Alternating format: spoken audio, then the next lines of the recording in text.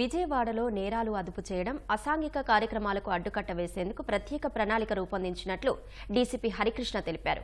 ఆదివారం నుంచి మొదలైన కార్యక్రమంలో మొదటి రోజే నగర వ్యాప్తంగా ఉన్న పోలీస్ స్టేషన్ల పరిధిలో 138 కేసులు నమోదు చేశామన్నారు. రౌడీ షీటర్లపై ప్రత్యేక నిఘా పెట్టి వారి కదలికలు నిరంతరం పర్యవేక్షిస్తున్నామన్నారు. డ్రోన్ కెమెరాలతో నగర శివారు ప్రాంతాల్లో గంజాయి, మద్యం సేవిస్తూ ప్రజలను ఇబ్బంది పెట్టే వారిని గుర్తించి కౌన్సిలింగ్ ఇస్తున్నామని వెల్లడించారు. మనం ప్రతి సండే కూడా రౌడీస్కి కౌన్సిలింగ్ చేస్తున్నాం. ఇప్పుడు రౌడీలే కాదు, suspects, land order, crime, all suspect సీట్లు ఓపెన్ చేస్తాము. వీళ్ళందరి మీద కొంచెం మనం ఒక నిఘా పెట్టి ప్రతి సండే వాళ్ళ మూవ్మెంట్ స్టడీ చేయడం జరుగుతుంది.